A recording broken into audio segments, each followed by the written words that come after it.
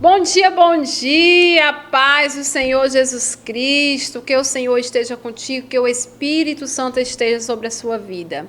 Eu quero desejar a você, uma semana abençoada, aproveitar esta semana, que é uma semana de reflexão, de tudo que Jesus fez por nós, de tudo aquilo que Ele sofreu naquela cruz por amor a você, por amor à minha vida. Então venha fazer uma autoanálise de quem você tem sido como cristão, como servo que o Senhor tem chamado, porque aquele que tem o chamado, aquele que tem o escolhido, é um privilégio poder ser escolhido para o exército de Cristo.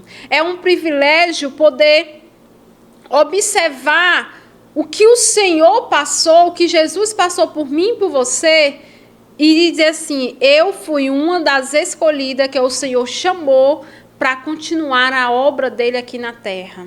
Porque quando ele foi ao céu preparar lugar, junto ao Pai, ele deixou o Espírito Santo aqui para nos consolar. Ele deixou o Espírito Santo aqui para nos ajudar a vencer todas as nossas aflições, todos os dias. Ele não garantiu que ia ser fácil, mas ele disse que em todas ele estaria conosco. Em todas o Espírito Santo estaria nos ajudando. Ele não garantiu que ia ser um mar de rosa, mas ele garantiu que a vitória seria nossa. Porque a maior vitória de um cristão é saber que ele vai ser salvo, que ele vai estar sentado na mesa, à direita do Pai. Essa é a nossa maior vitória. É saber que tem um lugar sendo preparado para ti, que tem uma coroa sendo preparada para ti. Tem uma coroa sendo colocado pedrinhas para você. Quanto mais almas você ganhar, quanto mais frutos você der, mais pedras vai ter esta coroa para você lá no céu. Então, é uma gratidão olhar para a cruz e observar tudo o que Jesus passou. E você, hoje, você se sentir escolhida, você se sentir que faz parte dessa história, faz parte da continuidade desta história, porque ele começou a história para salvar a mim e a você. Ele começou a história para nos dar direito à salvação. E nós estamos aqui dando continuidade a essa história de resgatar almas, essa história de salvação, essa história de levar o Evangelho para todas as nações. Eu quero te trazer uma palavra da parte de Deus hoje. Eu quero trazer lá em Atos, capítulo 16, versículo 25. É uma palavra que o Espírito Santo colocou no meu coração para que eu venha dividir com você. Eu já peço, compartilha esse vídeo, envia para outras pessoas, deixa o teu pedido de oração, porque o Senhor, Ele vai ao teu encontro. Lá a palavra do Senhor diz assim, e perto da meia-noite, Paulo e Silas oravam e cantavam hinos a Deus, e outros presos os escutavam. E de repente sobreveio um tão grande terremoto, que os alicerces do cárcere se moveram, e logo se abriu todas as portas, e foram soltas as prisões de todos. Aleluia. Paulo e Silas, o que eles estavam fazendo para ser preso? Eles estavam libertando pessoas. Eles estavam falando de Jesus. Eles estavam fazendo aquilo que é para mim e você estar fazendo até hoje. E eles foram presos, por estar fazendo isso, por obedecer o seu chamado. E quando ele estava ali naquela prisão, eles começaram todos chicoteados, eles levaram várias chicotadas, eles estavam ali, creio eu, que cheio de dores, cheio de hematomas, feridas. Eles poderiam ficar deitados no chão, remugando, por que Deus permitiu que acontecesse isso comigo? Porque hoje eu digo que nós somos a geração Nutella, né? Tudo que acontece a gente começa logo a questionar. Por que, Senhor, que Tu está permitindo que isso aconteça comigo? Por que comigo? Por que é assim? Por que é desse jeito? A gente começa a questionar Deus e querer colocar Deus contra a parede. Mas o Senhor, ainda bem que Ele não vai olhar, né, nesses dias que a gente está nessas lutas, não. O Espírito Santo, ele vai interceder por nós, vai dizer assim, Senhor, não dê ouvido, não. É porque a dor está grande, a angústia está grande, ela não está bem, né? Não dá ouvido o que ela está falando agora, não, porque se nós fôssemos analisar o que a gente fala nesses momentos, aí depois você fica se perguntando, Senhor, onde é que eu estava com a cabeça que eu fui querer colocar o Senhor contra a parede? Se eu não sei o que vai acontecer daqui a pouco na minha vida, como é que eu vou saber o melhor para mim e o meu futuro? E o Espírito Santo, quando a gente começa, né, nessa ladainha, querendo ensinar a Deus como fazer, como não fazer, como é que tem que ser, né, querendo dizer, Senhor, Tu vai lá, faz assim, Tu toca lá, Tu faz desse jeito, e não sabendo nós que o Senhor é quem conhece tudo o que está por trás daquilo que a gente não vê. O Senhor é que conhece aquilo que vai acontecer lá na frente. Então, Ele sabe como trabalhar e como agir. Então, eu quero te dizer algo hoje da parte de Deus. Não queira ensinar a Deus como fazer. Ele sabe como fazer. Ele conhece aquele coração. Ele conhece aquela vida. Ele sabe o que estão fazendo. Ele sabe o que fazem contra você nas suas costas. Ele sabe as pessoas que batem no teu ombro, mas duvidam de você. Então, Ele sabe o que está acontecendo. Então, aceite aquilo que Ele está trabalhando na sua vida. Não queira ensiná-lo. Não queira dizer, Senhor, Tu tem que agir dessa formazinha. Não, o Senhor não é menino. O Senhor não é homem. O Senhor, Ele é Deus, onisciente, onipotente e onipresente. Então, Ele sabe todas as coisas. Então, ali, Paulo Silas, ele poderia estar lá remungando, poderia estar lá murmurando, poderia estar lá questionando ao Senhor por que o Senhor permitiu por eles levar tanta chicotada, deles analisar assim, mas Senhor, não foi Tu que mandou a gente pregar o Teu Evangelho? Não foi Tu que mandou a gente libertar pessoas? Não foi Tu que mandou a gente colocar a mão sobre os enfermos e ser curado? E por que a gente apanhou por isso e o Senhor não fez nada? Quem tem propósito vai passar por desertos bem dolorosos.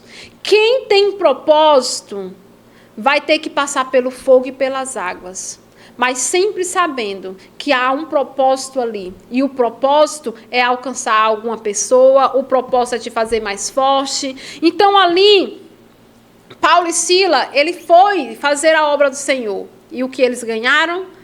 Muita peia, muitas chicotadas. E eles estavam ali dentro daquela prisão, preso, com as grades tudo fechada.